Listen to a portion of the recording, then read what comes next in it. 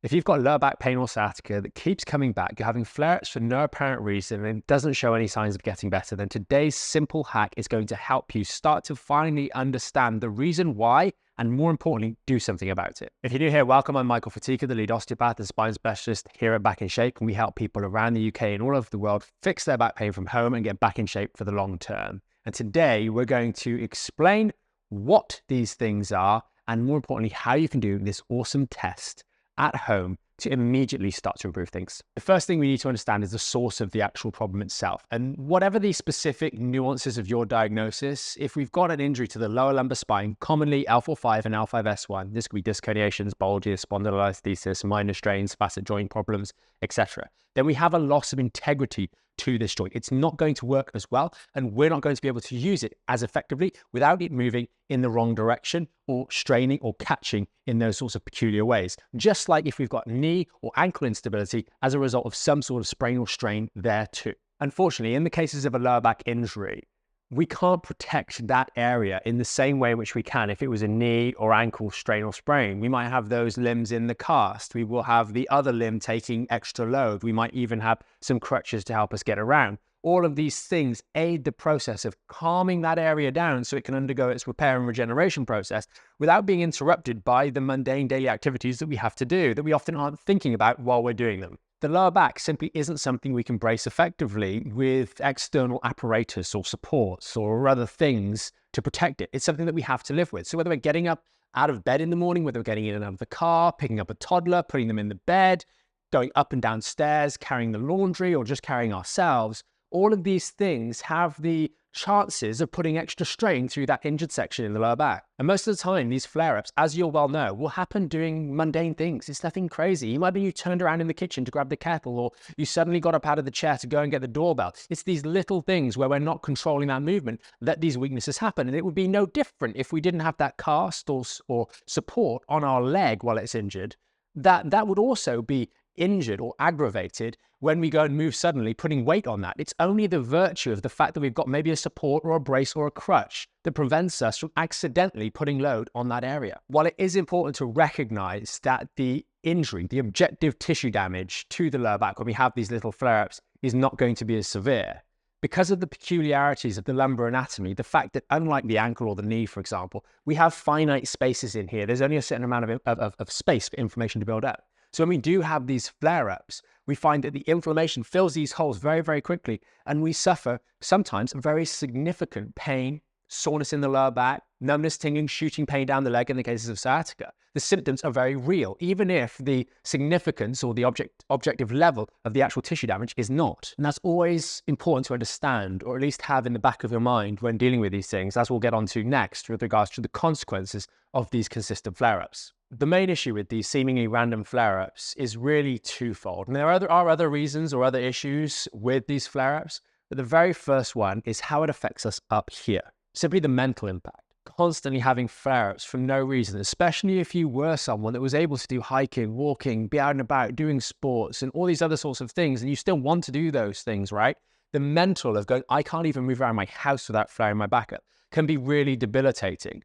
And what unfortunately happens for some people, especially when we start to get into that realm of chronic back pain, is they just start to shrink down the things that they demand or expect of their body. They say, well, I can't do all of those things, so I'm going to do less and less and less. And the problem is, the less you do, the less you're going to maintain the stabilization and the support for your lower back, the more vulnerable you're going to be. The less you do, because you flare up yourself more regularly, so you're more shadowing. And you can see how it's just a downward spiral, and it really can get quite disheartening, to say the least. And you get into this predicament where you literally can't trust your body to move around the house. And you think, well, how on earth am I going to be able to trust my body to do any rehab? I can't even do the basic things of living. You know, the thought of actually doing some exercises, etc., is going to be so disheartening, so worrying. And just a quick side note on that. Please understand that that is an incorrect belief. As easy it is for me to say this, and as hard as it might be for you to receive that information, it is an incorrect belief. It's understandable completely. But if you can get past that and start doing some of the right sort of rehab work and make small steps of improvement over time, you will start to gradually feel like you are going in the right direction, and that you start to get back a bit of that control, that agency, that personal power to actually take charge of the health and well-being of your lower back. And we've seen some people in some pretty challenging places through the program and in the clinic And just this is a quick note to just say you can actually get better even if you're feeling, really down about this. Now, alongside the aggravations that we get up here, these consequences in the mind, we obviously have the physical consequences. If you're doing less, maybe because of the mental consequences, then you're going to get weaker. You're not going to use your body as much, and therefore we get this step change going down and down and down to the point where we actually are a lot more vulnerable. And the most important thing is that when we have a back injury or sciatica, we don't just leave it. We don't just let it roll, because there'll be some of you that actually were in pretty good physical condition before you injured your back. And maybe through bad advice or just kind of ignoring it for a long period of time, you gradually did that thing where you shrink down your life away from the pain. And therefore you find that you're getting weaker and weaker. And then you lose some of that muscle mass that actually was protecting you in the past. For some people, there's an injury, there's a trauma, there's an event that led them to have a period of time off working out. And then when they went back, they might have then got injured in some respect, or additionally injured maybe in the back.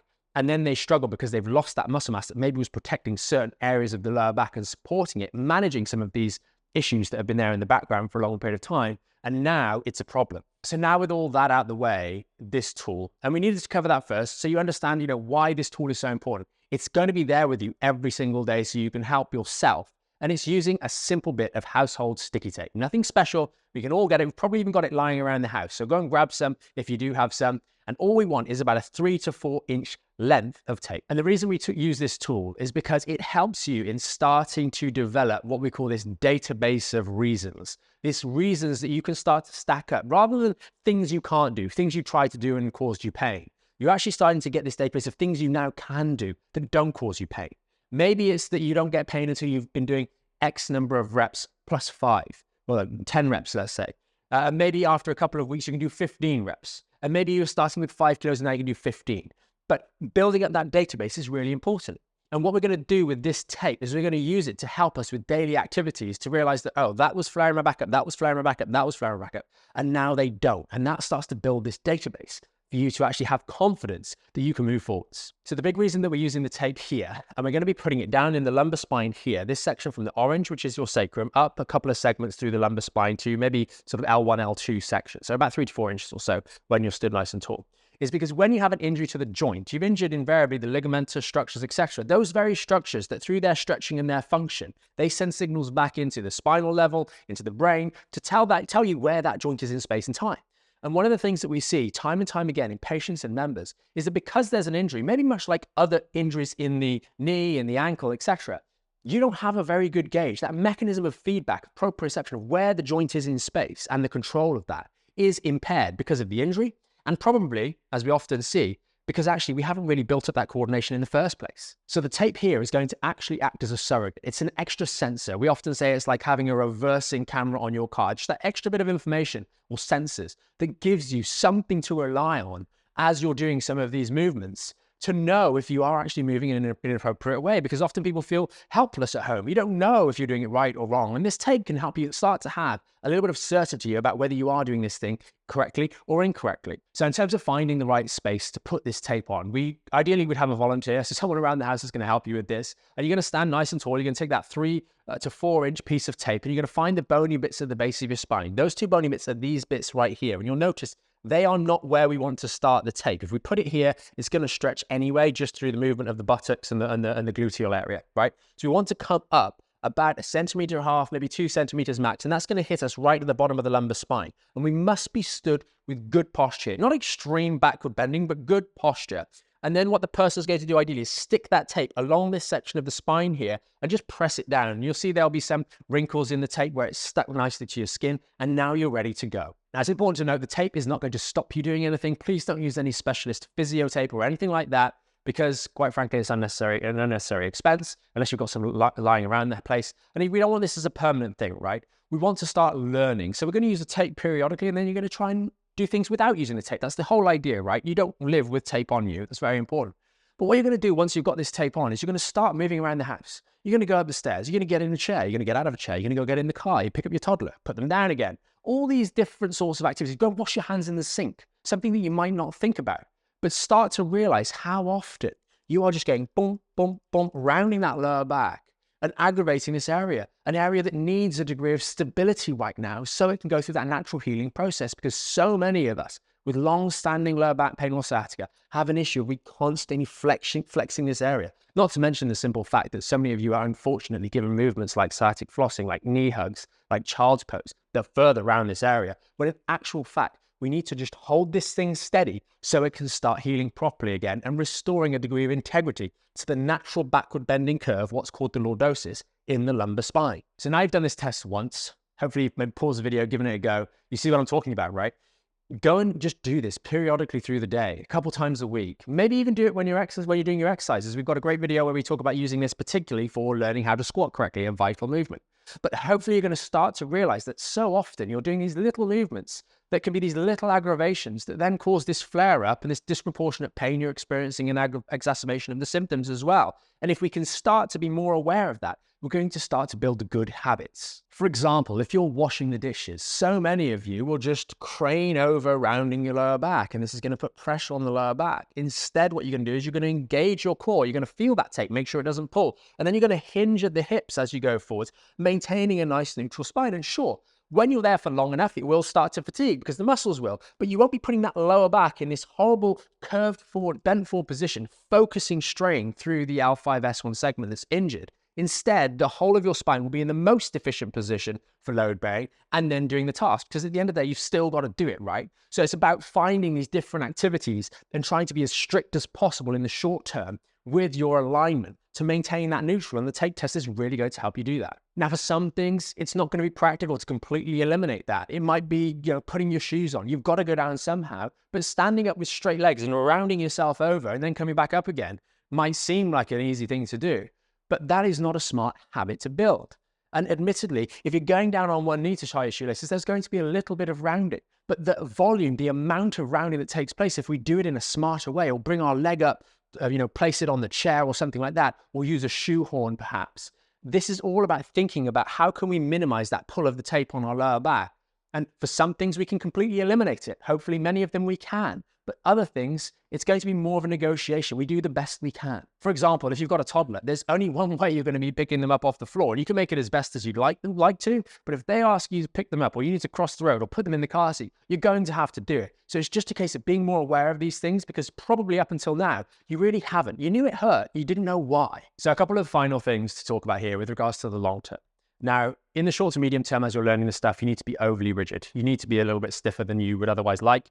And that's going to be necessary because you're learning. And as time goes on and you build strength, you gather that database that we mentioned earlier, because you should be doing this in alignment with rehab work as well, alongside. You're going to find that you can get away with a little bit more rounding, a little bit more movement of the lower back in some of these daily activities. But certainly in the short term, build good habits. And where possible, you can eliminate it. And then in cases like, for example, we mentioned earlier, tying the shoelaces, you're going to have some element of rounding in reality. But if we can aim for straight all the time, especially in these early days of recovery, give some momentum to the body. When you're later on in your rehab work, you're going to be in a much better place to start to reintroduce these things. I wouldn't explicitly reintroduce them. You'll naturally become a little bit more lax. You're not going to get into the car without rounding your back in some way, shape, or form. But if it's only this much instead of this much all the time, you're going to be much better off, because the forces your back is having to deal with are going to be much lesser, much less frequent, and therefore less provocative. So on the topic of exercise, you should be, of course, doing your rehab work. There's two main components to this that we've covered in many other videos, so you can check them out on the channel. We've got the relief-based work. That's work that's going to be taking pressure off your lower back. That's things like the bed decompression, the towel decompression, making sure that you're effectively stretching some of the lower body muscles without involving or rounding the lower back. For example, try and do a hamstring stretch with that tape on your lower back to realize how ineffective you're actually being with the hamstring stretch and how you're just involving your lower back. It's a very eye-opening experience, and it makes you wonder, or not wonder, but realize why you kept on doing that hamstring stretch you were told to do, but it kept on making your back worse. You weren't actually doing it properly. So these are all things where you can, again, use that tape test to help you do things better. Carrying on that topic of the relief-based work, using things like contrast bathing or icing down in this lower back section, and all those things that I just mentioned. We've got follow-along routines that are available on the YouTube channel, link down in the description, as well as the contrast bathing, a step-by-step guide on that too. And then you've got to make sure that you're doing your strengthening work. You're doing exercise like the dead bug, the marching bridges. You're learning to control and stabilize this neutral spine, because that's going to help you as you get stronger at doing those specific exercises.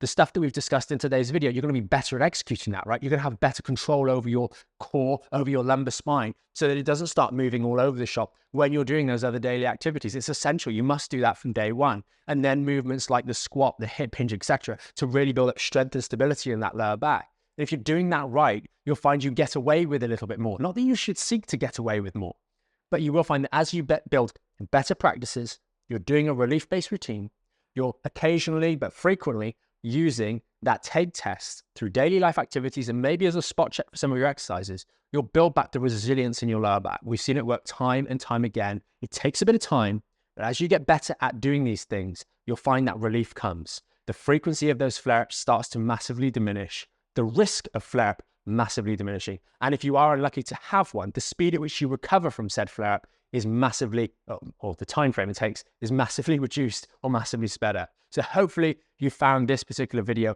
quite helpful, made you think about this, and you've got that practical tool that you can start using immediately to better inform how you're using your body while those discs down in the lumbar spinal segments of that L4-5 and L5-S1 in particular are a little bit wobbly, you're not quite in tune with them, help you regain that connection between your brain, what you think is happening, and your back, what is actually happening, so you can move forwards and start to finally get better. If you did find this video helpful, please share it with someone that you know that might be struggling with their lower back pain or sciatica. Hopefully it helps them too, and we'll see you in the next video. Thanks for watching.